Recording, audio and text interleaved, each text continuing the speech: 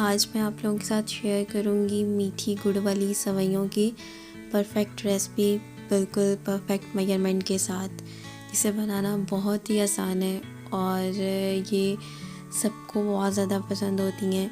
हमारे घर में से सबको पसंद है। आप भी जो हैं वो मोस्टली ज़्यादा पसंद करते हैं। हमारी आप भी उन्हें बहुत पसंद है, उनकी बहुत फेवरेट है। तो मैं कैसे बनाती हूँ उनको, आइए उसको बनाना स्टार्ट करते हैं। बिस्मिल्लाहिर्रहमानिर्रहीम। अस्सलामु अलैकुम। कैसे हैं आप सब लोग? उम्मीद करती हूँ बिल्कुल ठीक ठाक होंगे। हम भी बिल्कुल ठीक ठाक हैं अल्हम्दुलिल्लाह। तो यहाँ पर मैंने सेवइयाँ ले ली हैं और ये मोटी वाली सेवइयाँ हैं। आधा किलो मैंने सेवइयाँ ली हैं। उनको इस तरह से छोटे छोटे पीसेस में कट कर लिया है, तोड़ लिया है हाथों की मदद से। और यहाँ पर मैंने बड़े साइज़ की एक कढ़ाई ले लिया। अब इसको लाइट ब्राउन करेंगे और लाइट ब्राउन होने तक इसको अच्छे से भून लेंगे। इसमें से खुशबू आने लगेगी। तो टोटल 15 मिनट में आपकी जो सेवइयाँ वो भून जाएंगी। और आंच जो है वो मीडियम टू लो रखेंगे, हाई फ्लेम पर नहीं करेंगे वरना ये जल जाती हैं। तो इस चीज़ का ख़ास ख्याल रखेंगे। इसको लो फ्लेम पर ब्राउन करते हैं। तो यहाँ पर दूसरी साइड पर मैंने गुड़ की चाश रख दी है। आधा किलो के लिए 1 पाव गुड़ बिल्कुल परफेक्ट रहता है। अगर आप तेज़ मीठा खाना चाहते हैं तो थोड़ा सा गुड़ और ऐड कर सकते हैं।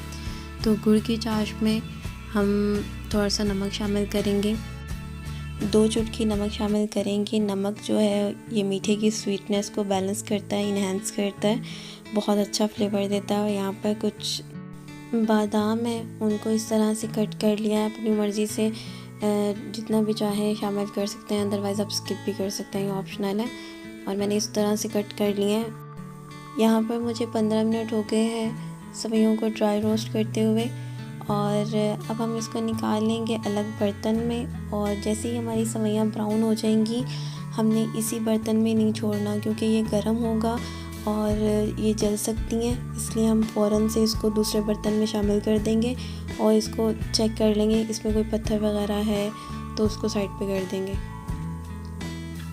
तो यहाँ पर चाश जो है ये भी रेडी हो गई है। इसको हम छान लेते हैं ताकि जो भी गंध हो वो साइड पे हो जाए। तो यहाँ पर चाश बिल्कुल रेडी हो गई है और सेवइयों को भी निकाल लिया हमने इस तरह से। ठीक है, जैसे ही होंगी फ़ौरन निकाल लेंगे।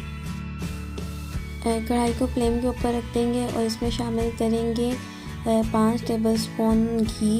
और अगर कप के हिसाब से देखा जाए तो आधा कप। और आप चाहें तो इसमें बटर भी इस्तेमाल कर सकते हैं और देसी घी भी इस्तेमाल कर सकते हैं। तो यहाँ पर 2 अदद इलायची लिए, इनका मुंह खोल कर शामिल करेंगे ताकि दानों की खुशबू जो है वो घी में अच्छे से आनी शुरू हो जाए। रोस्ट होंगे तो खुशबू जो है वो उठना शुरू हो जाएगी। तो जैसे ही ये कड़कने लगेंगे, इनकी खुशबू आने लगेगी, हम इसमें शामिल कर देंगे चाश। तो यहाँ पर ये लाइट सा गोल्डन कलर हो गया। अब इसमें शामिल कर दिया हमने चाश को हमने नाप लिया था और ये 1.25 गिलास थी। मैंने 1.5 गिलास पानी डाला था तो 1.25 गिलास रह गया था। टोटल इसमें पानी शामिल करेंगे 2.25 गिलास। और मैं आपको बता देती हूँ अंदाजे से कि कितना होना चाहिए। तो इसको हम कुक करते हैं। तो यहाँ पर पानी जो है हमने आधा पानी शामिल किया, आधा चाश को शामिल किया।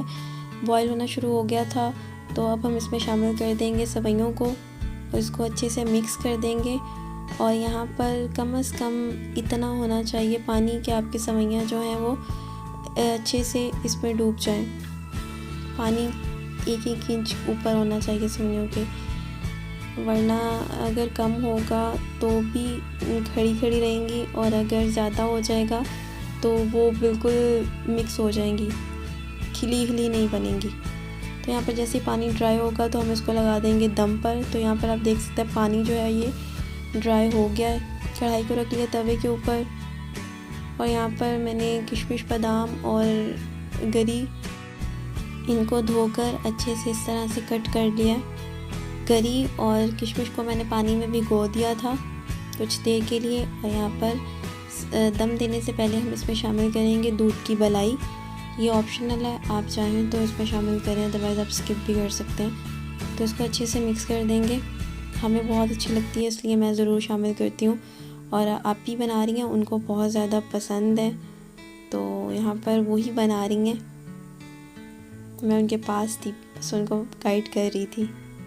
तो यहाँ पर इसको अच्छे से मिक्स करने के बाद इसमें शामिल कर देंगे बादाम, किशमिश और साथ में गरी।